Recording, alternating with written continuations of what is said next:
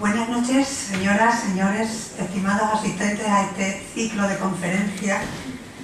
al que ustedes fielmente, y en algunos casos sí que se puede repetir la palabra fielmente, han asistido. Y en el ciclo en el que llegamos hoy a su sexta edición,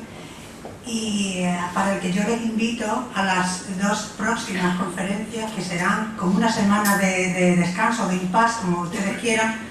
los próximos 17 y 18 de noviembre. Hoy, sin más dilación, voy a dar paso al presentador de la conferencia de esta noche, que es al buen conocido, buen amigo y muy conocido de todos, Teresiano Rodríguez Núñez, periodista conocido por todos, gran periodista, y es director del periódico Hoy. Con él les dejo que hará la introducción del conferenciante de la noche de hoy. Buenas noches y les esperamos al último ciclo de terminación de conferencia. Gracias.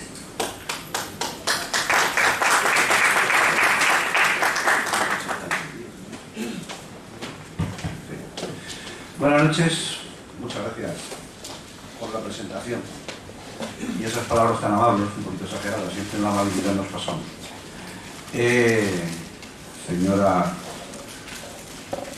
concejala de Cultura, señor Consuelo, señor presidente de la Asociación de Amigos de la Sociedad Económica de Amigos del País, señoras y señores, hace unos días yo le comentaba a Alberto González que una circunstancia que se daba en mí es que yo he pasado una buena parte de mi vida en dos ciudades que desde mi punto de vista han sido importantes en la guerra de la independencia, dos ciudades fortificadas, las dos únicas ciudades fortificadas más próximas a la frontera portuguesa, por eso tuvieron tanta importancia, que han sido Ciudad Rodrigo y Badajoz. Y con una expresión muy castiza de Alberto, nuestro conferenciante de hoy, me dijo: Chacho, no me vas a pisar la conferencia. Digo, no te preocupes, que no voy a pisar la conferencia por muchas razones, pero hay una que es muy importante. Y es que yo no soy experto ni en la guerra de la independencia ni en la historia de Badajoz, porque el siguiente, aunque quisiera, no te la iba a pisar. Era simplemente una circunstancia curiosa que no me ha llevado más que a interesarme por algunos aspectos de estas dos ciudades, que tuvieron, ya digo, importancia por ser las dos ciudades fortificadas más próximas a la frontera portuguesa, y un poco pues lo que había ocurrido en estas ciudades, las dos sitiadas, las dos asediadas. Lo mismo que hubo otras ciudades sitiadas y asediadas, aunque en el caso de estas dos pues no tuvieran un Pere Galdós que nos contara los sitios de estas ciudades. Bueno, yo tengo que reconocer que mi papel en este acto debe ser bien corto, por una razón elemental, porque mi función aquí es presentar al conferenciante, y me parece que de todos los que estamos aquí, el conferenciante es de sobra conocido. Yo creo que Alberto González es de esas personas que no necesitan mucha presentación, porque se le conoce por su persona, por sus actuaciones, y yo creo que cualquiera de nosotros estamos al tanto de quién es Alberto González, si es que queremos estar al tanto de lo que culturalmente se cuece en Badajoz, porque él en todos estos eventos de carácter cultural anda siempre metido. Él es doctor en Filosofía y Letras, y han sido la historia y el arte los dos campos en los que él fundamentalmente se ha volcado, tanto en el ámbito de la investigación como de la docencia. Y si tuviéramos que acotar este terreno, tanto de la investigación como de la docencia, sobre todo de la investigación, el terreno en el que más se mueve, iba a decir que con más soltura, pero yo creo que él soltura y profesionalidad la tiene en todas las cosas que ha cometido, pero en el que se ha movido con más agrado, podríamos decir, ha sido justamente en el tema centrado en Badajoz. Pienso que es una apreciación personal, lo mismo que es una apreciación personal si digo que su nombramiento o el título de cronista oficial de Badajoz, yo creo que lo ha asumido él casi como si fuera una de sus obligaciones prioritarias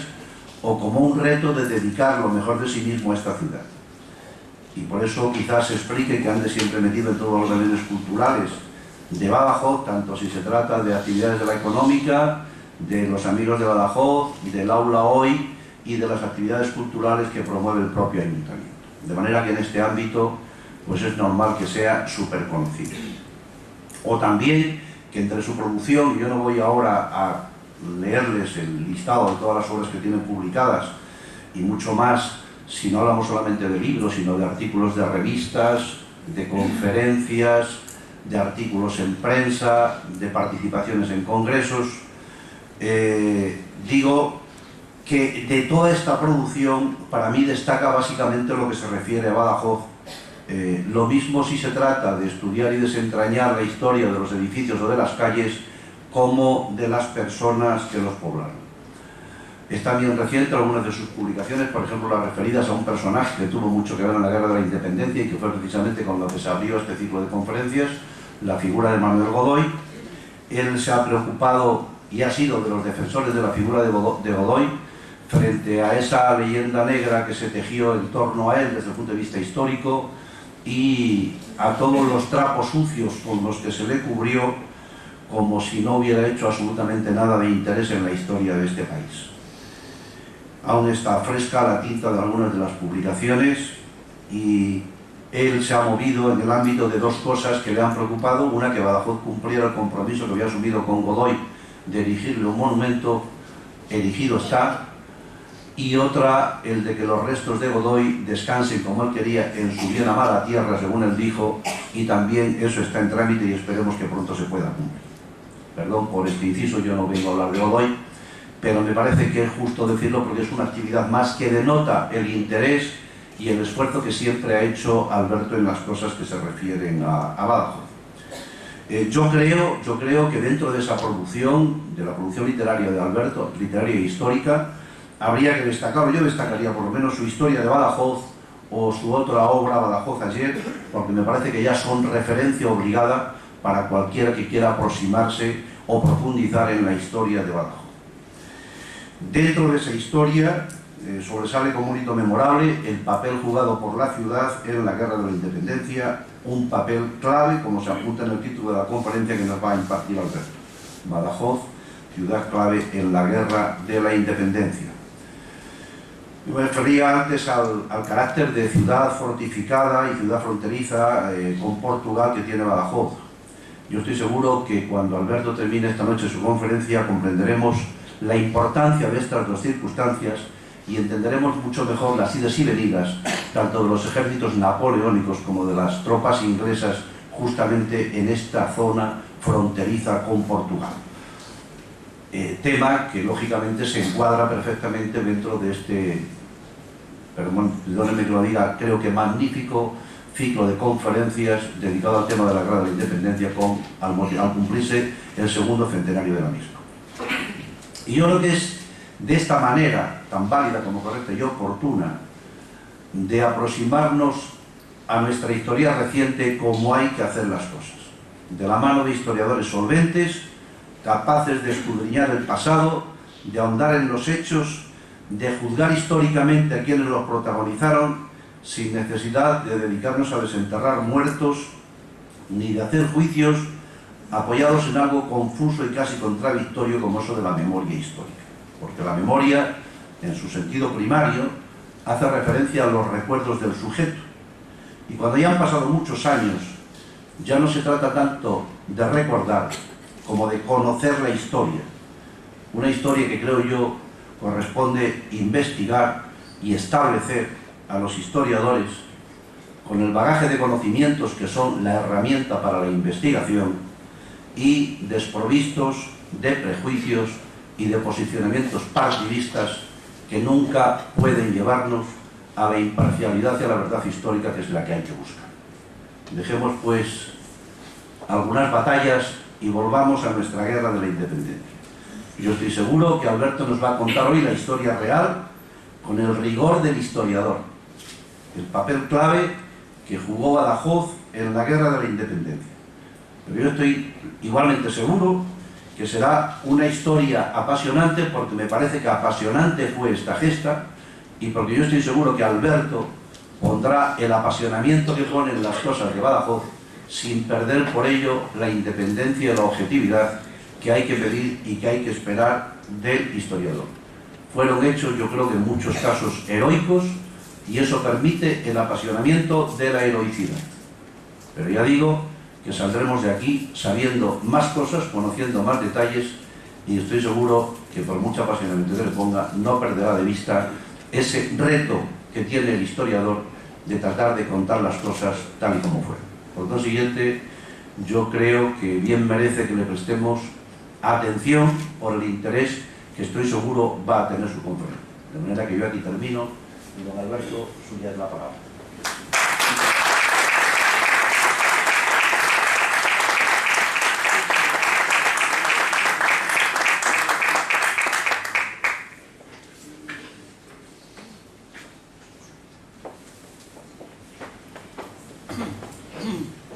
Muchas gracias, querido Teresiano, por esa presentación. Hay quien ha dicho que hacer una presentación es más comprometido y más difícil que hacer una conferencia. Y hay algunas presentaciones que descolocan al conferenciante, porque son tan redondas que casi solo cabría decir: señores, muchas gracias, buenas noches y hasta la próxima. Muchas gracias. Vamos a hablar efectivamente de Badajoz como ciudad clave en la Guerra de la Independencia. La Guerra de la Independencia fue un gran acontecimiento de importancia trascendente, como es conocido en la historia de España, en el que se encontraron concernidos todos los territorios de la península, naturalmente con distinta intensidad. Territorios articulados o focalizados en torno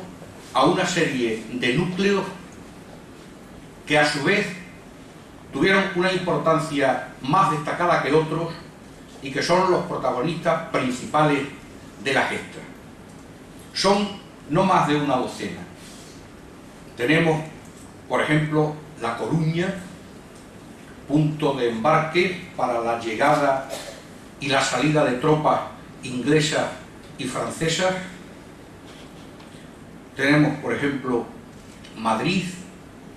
por razones obvias de ser la capital del reino y punto de ocupación, conquista y ocupación obligada por aquel que trataba de señorear el dominio de la nación. Y por la misma razón, Cádiz, también capital de España, de la otra España, de la no sometida, que resultaba punto de ocupación también obligada para los franceses si querían que su conquista de España fuera completa y rotunda. Burgos, punto muy importante, porque era el camino hacia Madrid. Gerona y Zaragoza, por las mismas razones, camino hacia Madrid de las tropas procedentes de Francia por el otro lado de los Pirineos. Valencia y Alicante, puntos que aseguraban el dominio del Mediterráneo y que, aunque no eran ciudades amuralladas en el mismo sentido que lo fueron pues Badajoz o Gerona, tuvieron también un papel muy destacado que sirvió de balance a las actuaciones que tuvieron como escenario otros lugares de España, y hasta que no fueron conquistadas no se pudo prestar atención a otros escenarios del conflicto. En Portugal, origen, no olvidemos, de la Guerra de la Independencia, los dos núcleos principales, de Oporto y Lisboa, que aseguraban el dominio del territorio a los efectos de dominar el cierre o no cierre de los puertos portugueses a las flotas inglesas y aliadas, que en definitiva son el origen del conflicto. Y en la que sin duda fue la línea más crítica, más caliente, pudiéramos decir, de todo el conflicto, que fue la divisoria entre España y Portugal, luego nos referiremos a cómo la guerra de la independencia en realidad fueron 3 guerras sucesivas pero distintas, en la línea, digo, más crítica de la divisoria de España y con Portugal, con un protagonismo decisivo, las 2 plazas clave a las que se refería Teresiano Rodríguez Núñez. Una, Ciudad Rodrigo, con el contrapeso de Almeida del otro lado de la frontera, y como núcleo, sin duda, de los más importantes de los que acabamos de citar, Badajoz, también con los núcleos correspondientes fortificados de Olivenza, fundamentalmente Olivenza, había más Campomayor y Elba. En la guerra de la independencia suenan otras ciudades, suena Uclés, suena Gamonal, suena Bailén, Talavera, Medellín, Almaraz, La Albuera. Pero estos fueron sitios, no fueron ciudades clave en la guerra. Suenan y adquieren protagonismo porque en su entorno tuvieron lugar batallas decisivas. Pero pasado el acontecimiento puntual del enfrentamiento, su importancia estratégica declina y realmente no tiene mayores repercusiones en el desarrollo subsiguiente del conflicto. Es difícil establecer prioridades, si es más importante Gerona que Badajoz o La Coruña que Cádiz. Lo que no cabe duda es que en este reducido número de ciudades fundamentales en la guerra, una de ellas es Badajoz. ¿Y por qué Badajoz es un punto clave en la guerra de la independencia?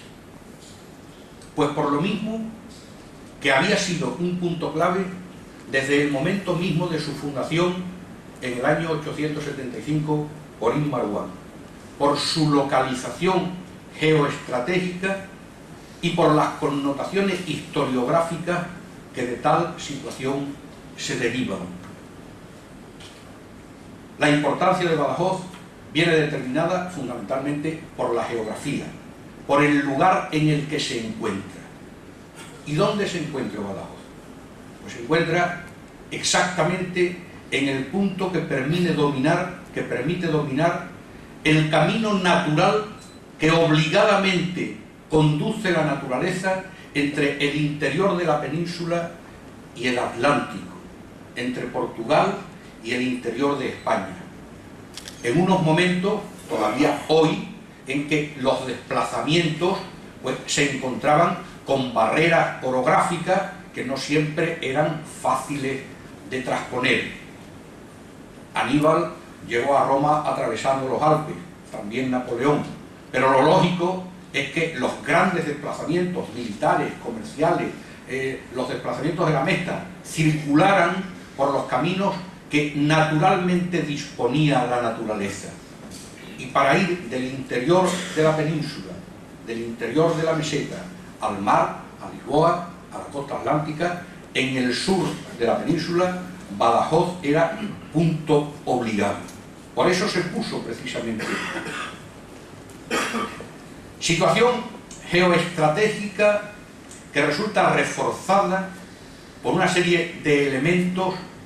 que le dan potencia a Badajoz como punto que permite el dominio de todos los amplios territorios de su entorno. Uno, que Badajoz está puesta en ese camino natural en lo alto de una colina, muy modesta, el Cerro de la Muela, pero lo suficientemente importante como para que le permita dominar las llanuras y las pegas que la rodean. Otra circunstancia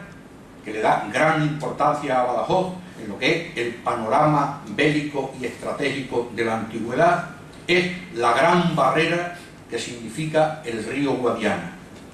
Si mentalizamos Badajoz, nos encontramos con el núcleo principal en el Cerro de la Muela,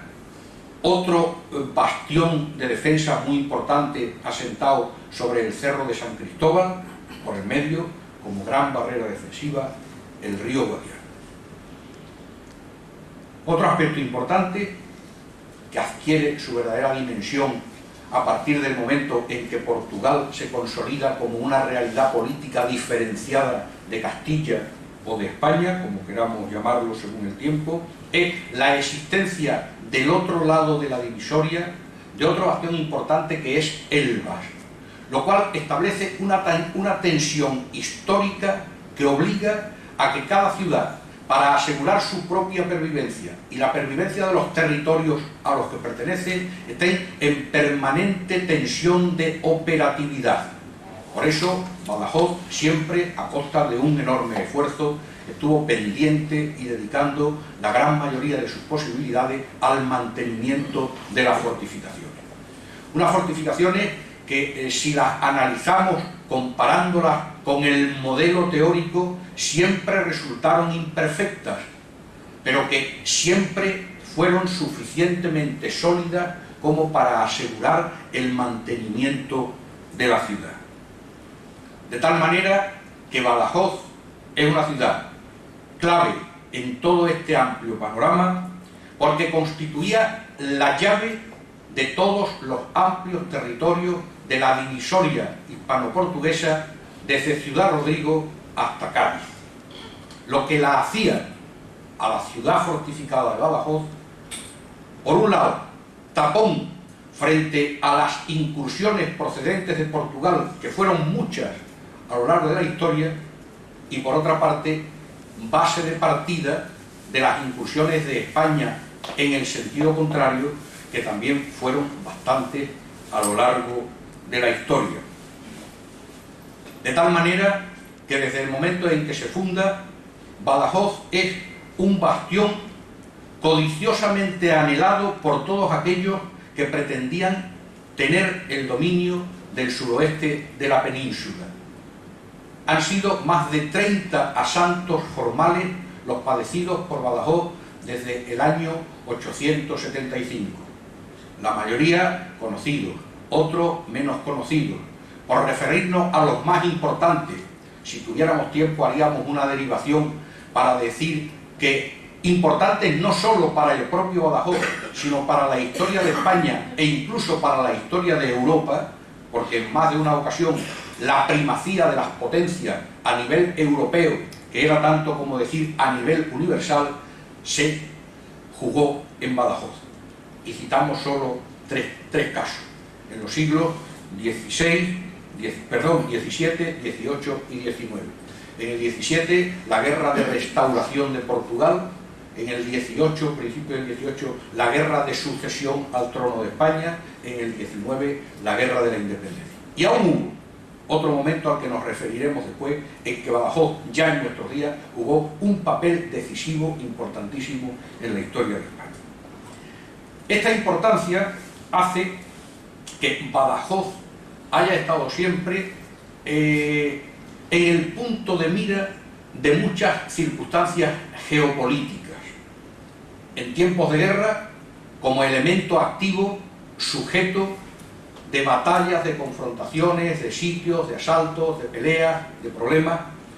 y en tiempos de paz, como lugar de una gran importancia a efectos diplomáticos, de tratados, de encuentros, de bodas, de paces,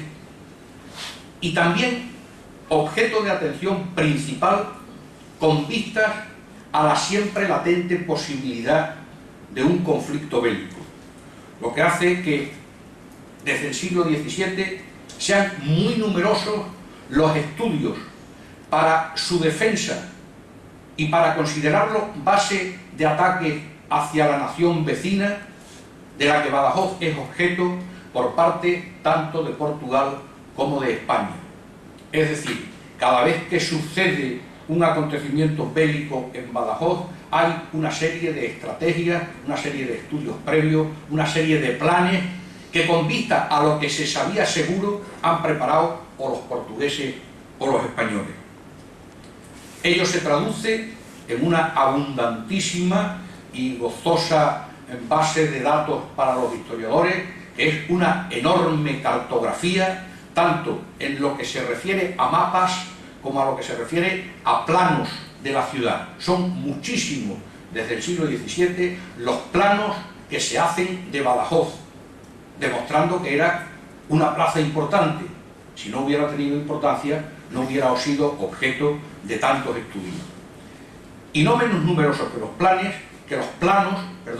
son los planes y los proyectos de los ingenieros y de los militares por asegurar y por mejorar su defensa. Decía hace un momento que vista con la lupa de aumento de lo que es la comparación entre la realidad y lo que los tratados teóricos decían, pues Badajoz siempre estuvo incompleto. Mas pese a ello, Badajoz llegó a ser uno de los ejemplos de fortificación abaluartada más completos y de mayor extensión, no solo de España, sino de Europa. Todavía a principios del siglo XX, las fortificaciones se conservaban prácticamente intactas, representando una verdadera filigrana matemática de baluartes, de fosos, de fuertes avanzados, de rebellines, de glacis, demostrando que, aunque nunca llegó a ser perfecta, porque de las murallas podría decirse lo que los castizos dicen de las fincas y las casas, que todas son mejorables hasta la total ruina de su propietario, naturalmente las fortificaciones de Badajoz hubieran admitido siempre mejoras,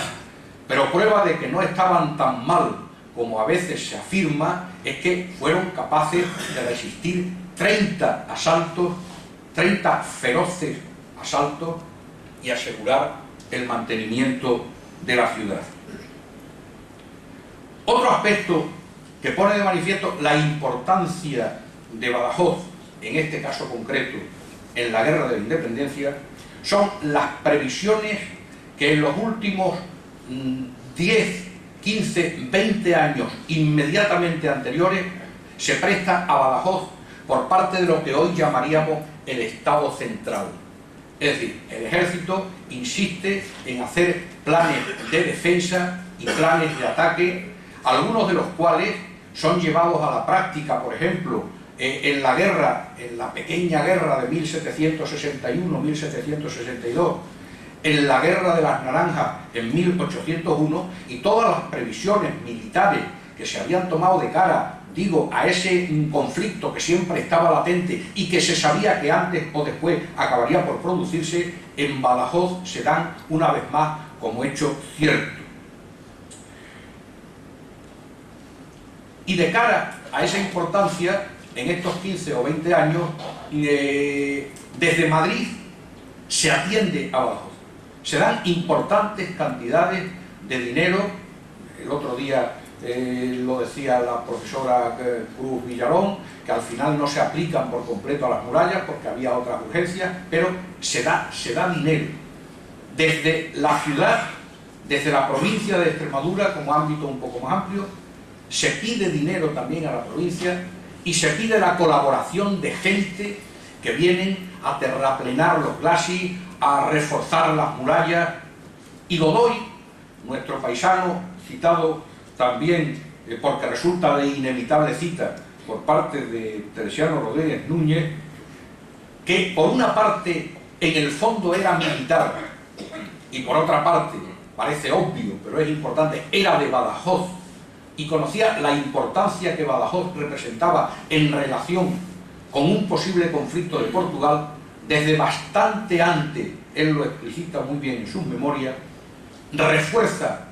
los que él consideraba los puntos más sensibles de la península de cara a un conflicto que ya con Francia, ya con Inglaterra, Godoy sabía inevitable, para lo cual en sus memorias dice: yo mandé dos importantes cuerpos de ejército, uno a guarnecer Cádiz y el campo de Gibraltar, y otro a guarnecer esa línea sensible de la frontera hispano-portuguesa que va desde Ciudad Rodrigo hasta Badajoz.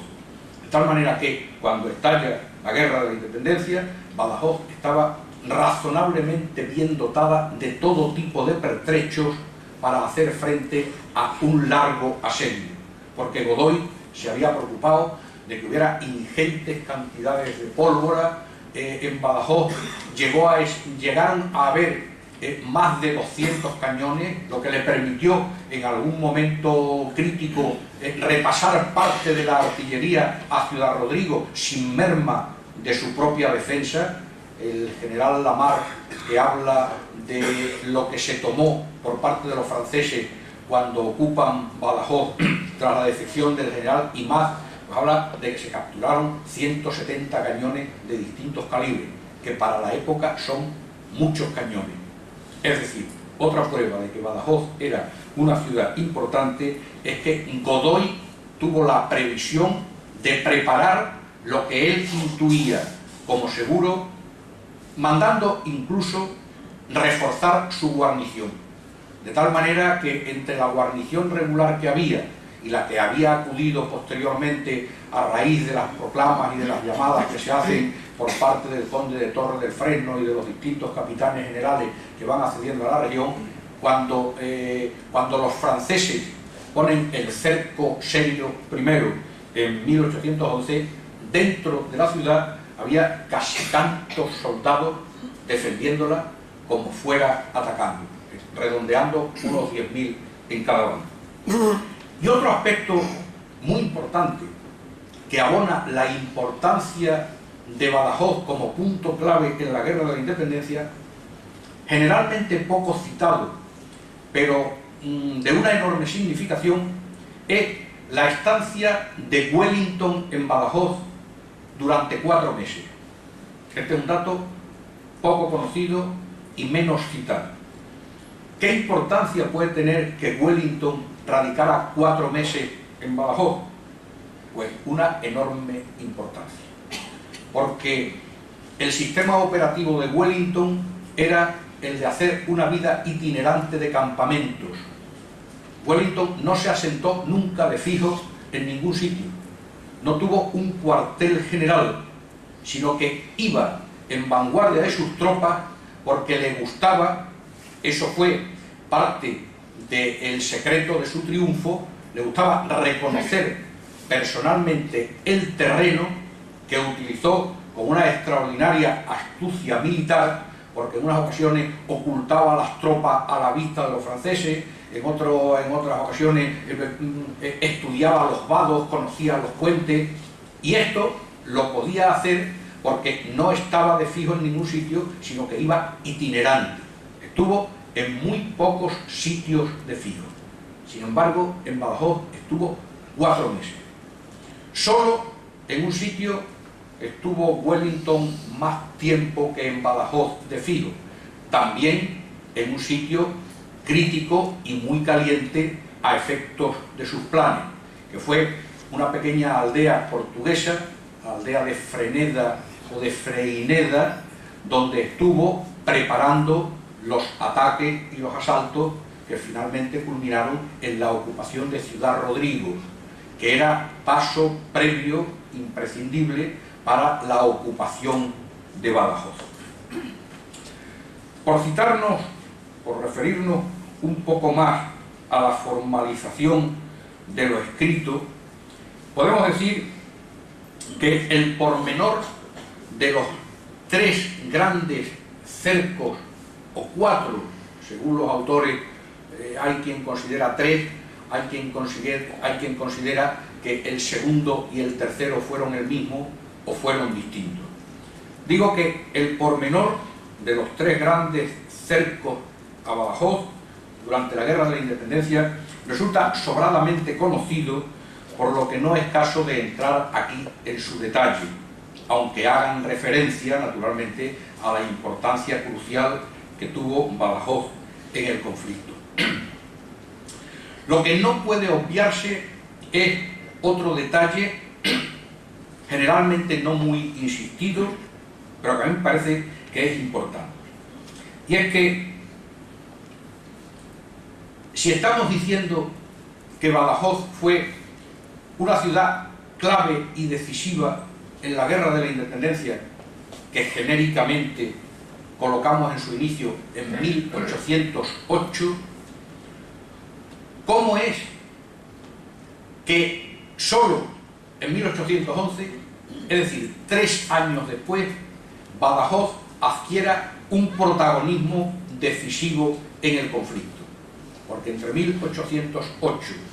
y 1811 esta plaza crucial en la guerra prácticamente no tiene ningún protagonismo. ¿Cómo puede ser esa realidad? Es que Badajoz no poseía en 1808 la misma importancia estratégica que presentó en 1811. Pues naturalmente sí. Lo que ocurre es que el valor de las plazas, en este caso concreto el valor de Badajoz, hay que ponerlo en relación con el conjunto del conflicto. Y aquí es donde viene lo que apuntaba al principio, de que la guerra de la independencia fueron en realidad tres guerras distintas. Los analistas, los historiógrafos actuales van poniendo cada vez mayor acento en este asunto. Tres guerras de acuerdo con una teoría que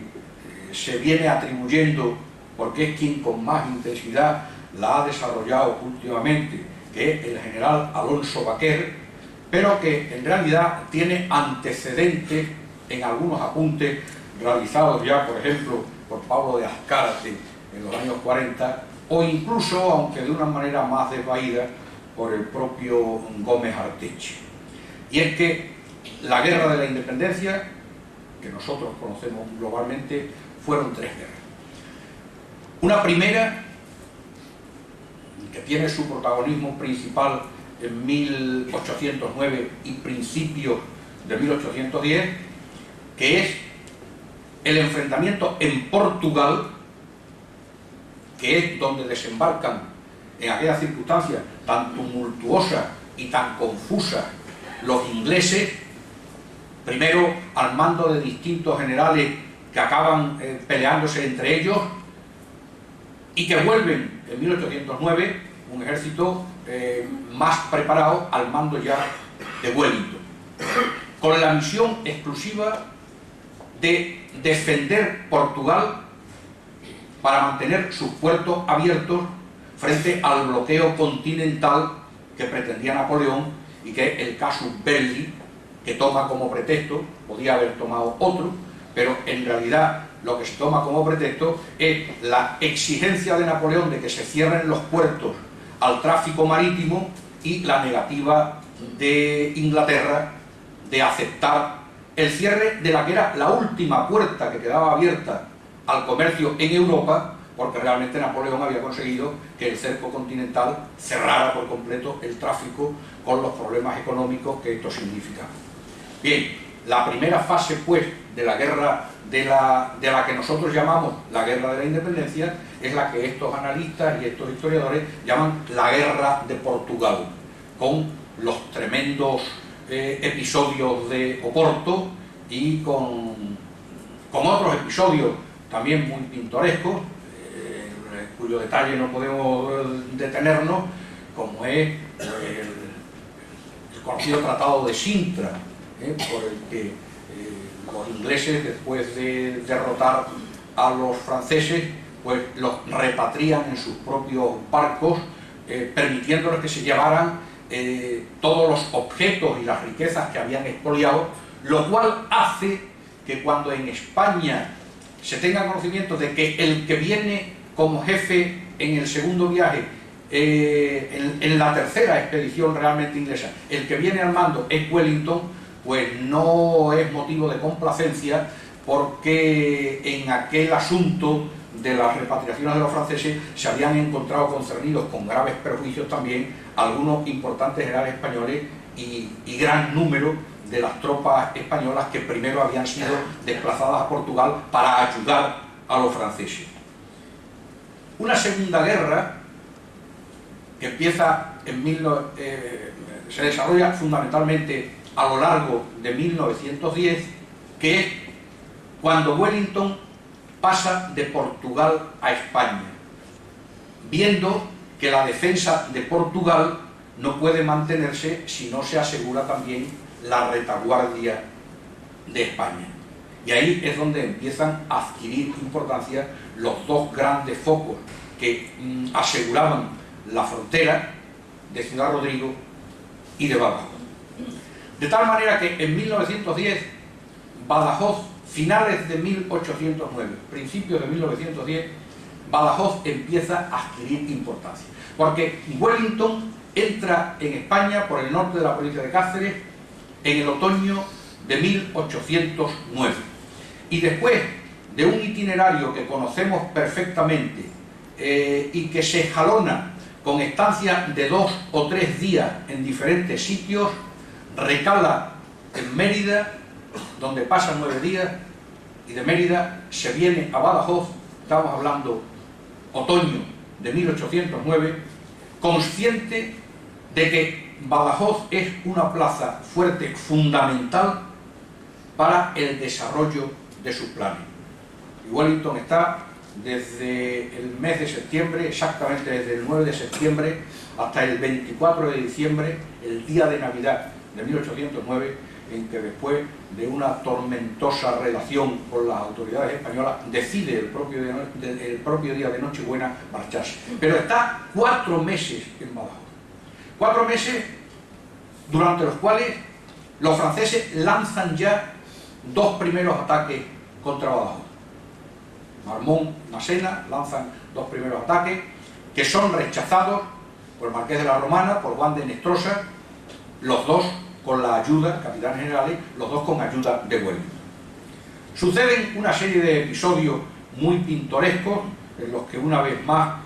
aflora el espíritu desunido, porque cuando Wellington anuncia su propósito de marcharse de Badajoz hacia Portugal, la Junta de Defensa de Badajoz le pide que se quede, lo cual hace que esta Junta resulte desautorizada por la Junta Suprema, porque decían que se habían dirigido al general del ejército aliado saltándose el orden jerárquico. Hay una serie de episodios pintorescos, pese a los cuales en Wellington se mantiene algunas semanas más, pero finalmente acaba por marcharse. Badajoz queda entonces desguarnecido y en enero de 1811 los franceses procedentes del sur, de Andalucía, se dirigen a Olivenza, que inmediatamente cae, como es conocido, sin resistencia ninguna, y pone cerco a Badajoz, que también cae después de 1 mes y medio de dura resistencia, encabezada por el general Menacho, y que cuando el general es abatido, como resulta de sobra conocido, mientras dirige una salida desde el baluarte de Santiago, su sucesor, el que Charles Dale, uno de los historiógrafos ingleses que con más intensidad y con más rigor se están refiriendo últimamente al conflicto ya generalizado, conocido como guerra peninsular, que es la tercera guerra o la tercera fase de la guerra, digo, general al que Charles Dale se refiere tachándolo de indigno general y más, con razón. Era la primera vez en más de 4 siglos que a lo largo de los 30 asaltos formales que tenemos documentados que padeció Badajoz, la ciudad cayó en manos del enemigo. Solo Badajoz había sido ocupado por el enemigo una vez, en 1386, y como consecuencia de una traición. Resiste la terrible guerra de separación de Portugal y resiste la terrible guerra de sucesión en la que los portugueses se entregaron a fondo, porque en la pugna entre el archiduque Carlos y el duque de Anjou, los ingleses, como ustedes saben, habían prometido entregar Badajoz a Portugal si conseguían conquistarla. Siempre había sido una pieza muy codiciada por los portugueses, pero Badajoz, en este caso, como en tantos, no fue la única vez, en circunstancias dramáticas, prácticamente sin ayuda exterior, resiste y se mantiene como pieza de la corona española en lugar de pasar a manos portuguesas. Digo, resistió todos los ataques y cae en 1811 por la defección, por la debilidad del general Imaz. Los franceses se mantienen en el interior de la plaza durante algo más de un año. Los aliados no pierden la ocasión de recuperarlo porque era la pieza que permitía la seguridad de todo el entorno. Era la pieza que controlaba los movimientos en sentido este-oeste, desde Portugal hacia el interior, o en sentido contrario, por parte de los aliados o por parte de los ingleses, y también la pieza que aseguraba o que podía impedir los movimientos en sentido norte-sur de las tropas, en este caso fundamentalmente francesas, cuyo objetivo era en Andalucía llegar hasta Cádiz, lo que les obligaba a unos continuos movimientos en sentido norte-sur. Pues la pérdida de Badajoz, que el propio Wellington en un escrito muy curioso reputa de absolutamente irreparable, y da una serie de razones, cae en manos de los franceses, que ponen a su frente pues, a uno de sus jefes más avezados en materia de defensa, el general Philippon, que efectivamente realiza un verdadero prodigio, porque además de reparar inmediatamente los destrozos que los propios franceses habían originado en las murallas, dispone una serie de ingenios y una serie de procedimientos que hizo que la reconquista de la plaza por parte de los ingleses fuera, como ustedes saben, pues verdaderamente sangrienta y costosa. En cuanto las circunstancias lo permiten, los franceses entran en Badajoz en marzo de 1811, en cuanto las circunstancias lo permiten, Wellington, que estaba ocupado en otros escenarios, ordena a uno de sus lugartenientes y colaboradores más cualificados, Beresford, que ponga a su vez cerco a Badajoz, porque Badajoz es una plaza que hay que tener dominada imprescindiblemente si se quiere tener cierto predominio en el resto de los campos de España. Y Beresford establece un segundo cerco, el que se conoce como segundo cerco de Badajoz. Pero la plaza es tan importante que los franceses no pueden permitir que caiga de nuevo en manos de los aliados, lo que trastoca por completo los planes que los estados mayores tenían organizados y hace que acudan inmediatamente con prácticamente todas las fuerzas disponibles desde el sur, Sena, Marmón, y con parte de las tropas que tenían en Portugal, a levantar el cerco que los ingleses habían puesto a Badajoz, porque el dominio de Badajoz era cuestión fundamental.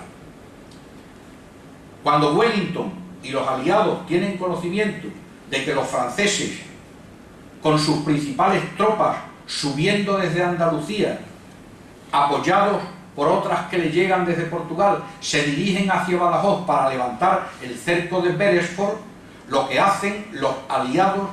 con las tropas que estaban haciendo el cerco, que tenían recién establecido el cerco de Badajoz, y otras que le allegan desde el ejército del centro, salen a detener